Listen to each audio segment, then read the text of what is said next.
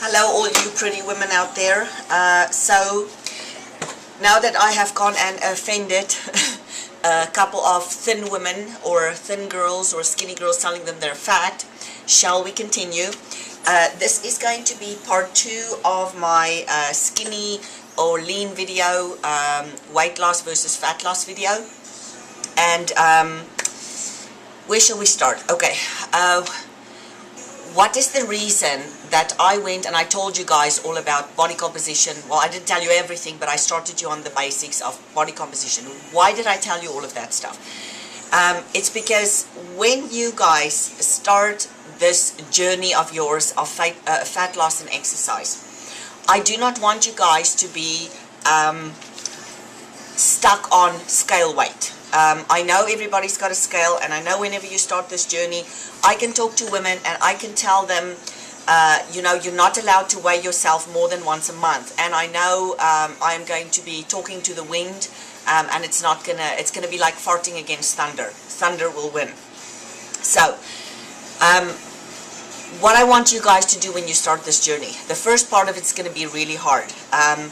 We didn't do it, we kind of did it halfway through, so both me and my husband have pictures of ourselves, befores and afters, but problem is the befores are not when we were at our worst. The befores are when we were already 2 years down the line and we started looking kind of more human again, and really we could kick ourselves for not taking those pictures. So the first thing you guys need to do is get in your underwears or a two-piece, and you need to take a picture of yourself from the front, the side and the back. Okay, then I want you guys to take some measurements. Okay, I want you to put, this is going to be in a file. I want you guys to open a file for yourself. You're going to put your pictures in there, your 3 pictures. You're going to write a date down on this piece of paper with your weight. Okay, you're going to put your weight down, and then you're going to do the next thing.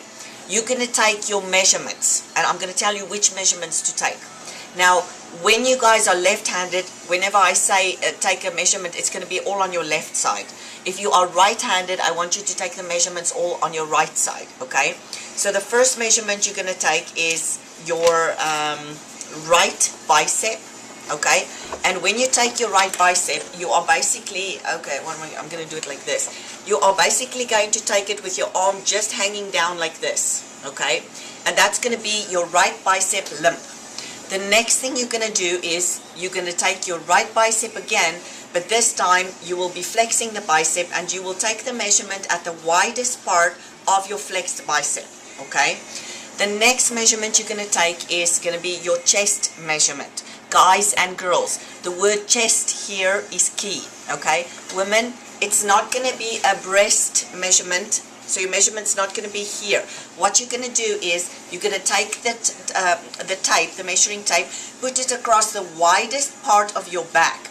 Then you're going to bring it up and above your breasts to take a chest measurement, okay? For guys, it's going to be the same thing. Widest part of your back, widest part of your chest. We've got the breast in the way, so you basically take the measurement above the breast line, okay? That's going to be your chest measurement.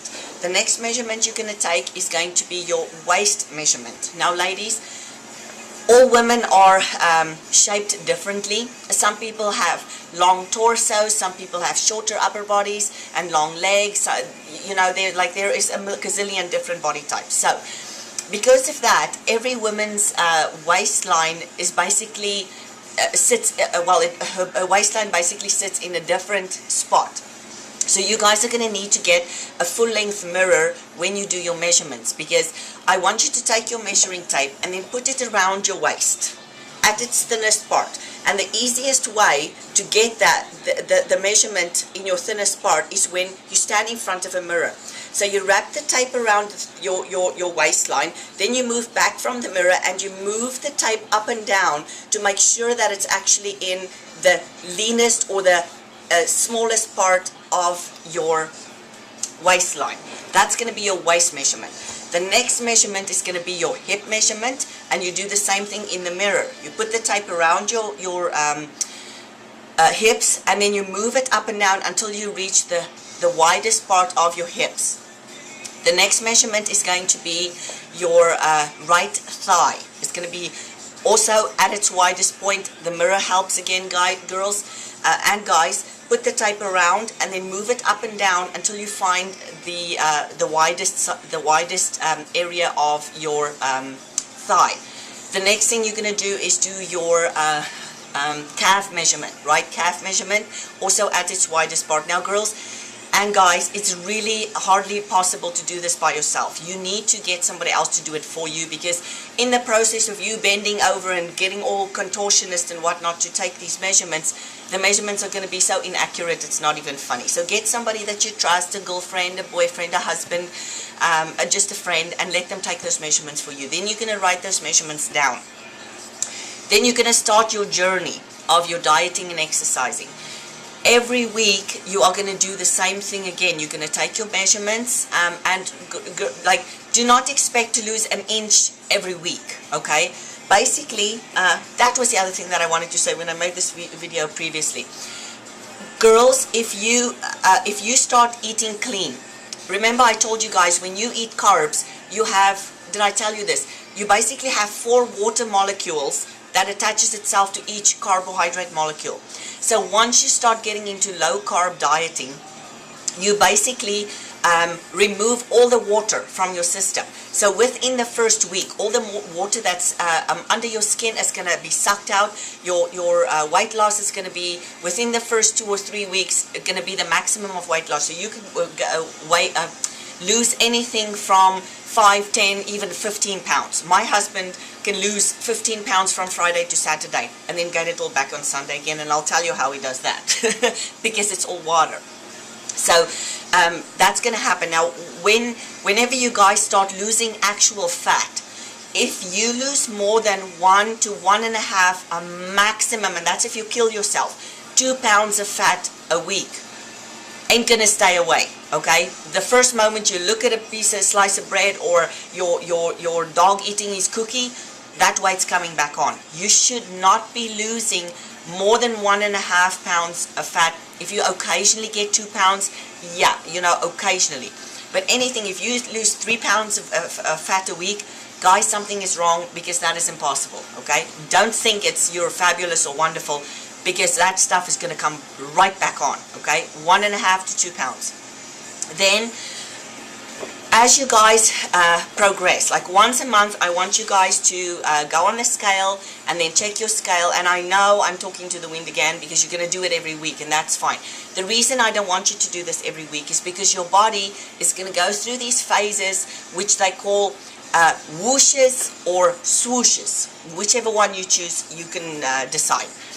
What basically happens is you diet and diet and diet, and your scale doesn't budge. Most people at this point give up, and they don't want to go any further because they diet and they've been, you know, like they feel like they're in this miserable place and they didn't even have anything yummy, and now nothing has happened. People, something is happening. It's happening within your body, but because you have imbalances at certain points through a diet, it doesn't show on your scale.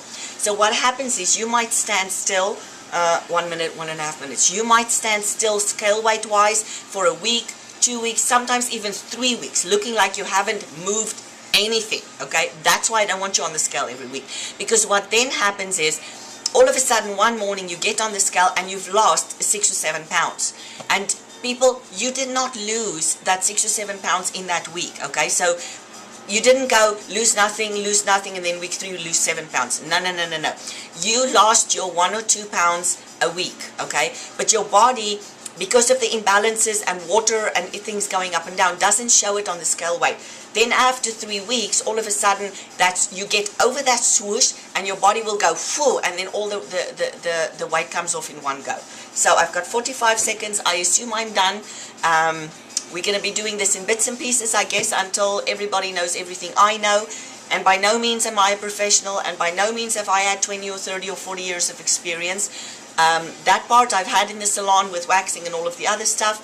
I've only been doing this for 5 years myself, and but I've gotten results, and me and my husband have learned a lot, and we've studied a lot, and we've read a lot. So I want you guys, website quickly, www.tnation.com, www.tnation.com.